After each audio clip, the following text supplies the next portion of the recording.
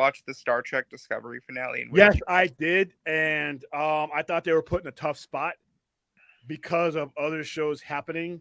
They had to end it where they were ending it because I don't think you're going to see any Star Trek show go beyond 5 years. I think Strange New World. I don't care how successful they are because I think that's the limit of what they can spend, and they can't do certain shows while certain shows are still going on. They're dead set on the Starfleet Academy. I don't know why. And then they got have Holly Hunter in it, man. it's sounding like they're very much wanting to try and revive the cinematic universe. yeah. Simon Kinberg was announced as the next guy to kind of executive produce and head So they can do the first contact. a new Star Trek movie. Yeah, first contact. Exactly. Yeah, something like that. Their first contact. They got to wait till who figure out who's going to own because right now you're in a situation where Sony and that with Apollo might buy all that and they may break it up. So you think they should wait on reviving the cinema? I think they should wait to see who owns them and what they want to do because you could end up with a lot of different. I was watching it today.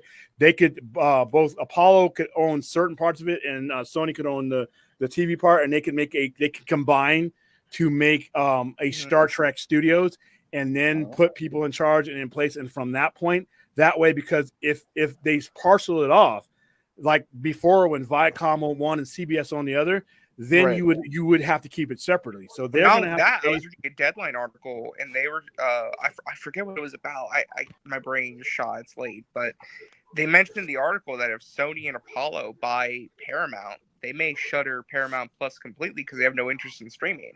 They won't shutter it. They may because Sony doesn't want streaming. Sony wants to sell to streaming. Right, they want to license everything out. Yeah, exactly. They might sell it to like a Netflix or something like that, or sell that streaming IP because there's still value in it. It's just there's no value to them. Sony doesn't want to get into the business of supporting an infrastructure of streaming. That's why they hoard their stuff out. That's why most Sony movies, no matter how fucking dreadful they are, will make money because they have these back end deals like this. To answer that question, you got to find out who's going to own them and how they're going to divvy it up for. I can believe that any of this is going to happen. But I enjoyed the finale for what it was. I think that, like I said, they were in a tough spot because there's still other Star Trek stories that they got to tell that can't conflict with where she ended up that story. I didn't hate it. I didn't love it. But listen, without Discovery, I don't have Strange New Worlds. And I say fuck the world without Strange New World. I love Strange New Worlds. You don't get these next generation people that are like, I hate New Trek and you guys are so woke and all that.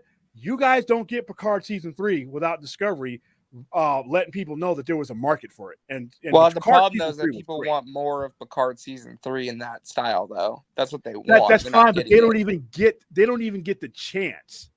If Discovery established that there was still a market and a growing new generation market that will give Star Trek a chance.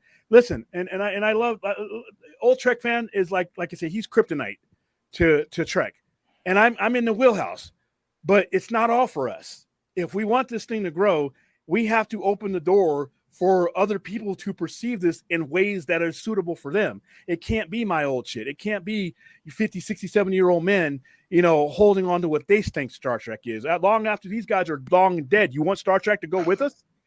So, yeah, without Discovery, you don't have a lot of these things because no network from 2005 to 2017, no network wanted to touch Star Trek because their fans, they looked at their fans like, oh, you motherfuckers again? You know what? You sit over there. I can build a fan base quicker than I can convince you to open your mind up to anything. And that's why after Enterprise, you didn't see Star Trek shit. And you wouldn't have seen Star Trek in the theaters. People want to knock J.J. Abrams without him.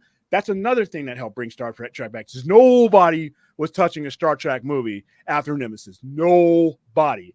And he comes in and does what he did. These guys opened up Trek to somebody other than old Trek fan. And they got to understand that. Do you want it to grow or do you want it to die?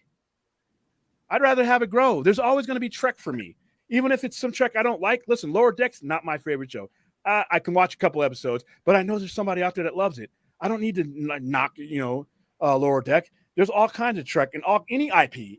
There's enough out there for you to where, like I said, and it goes back to Picard season 3. You do not get Picard as a series without Discovery kicking the door back open. So, yeah, and Alex Sherman gets a raw deal. I'm more of an Orville man myself. You know what? Get the fuck out of here. The Orville guy. You know what? Yeah, whatever. So William, as a Star Trek and Star Wars fan, you feel the Star Trek fans can be more divisive and toxic compared to Star Wars, or Star Wars is a lot worse?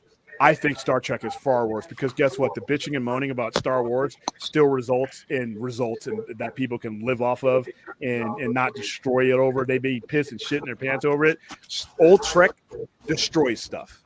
Old Trek fan got shows transformed and canceled. Old Trek fan protested The Next Generation, and now they love it.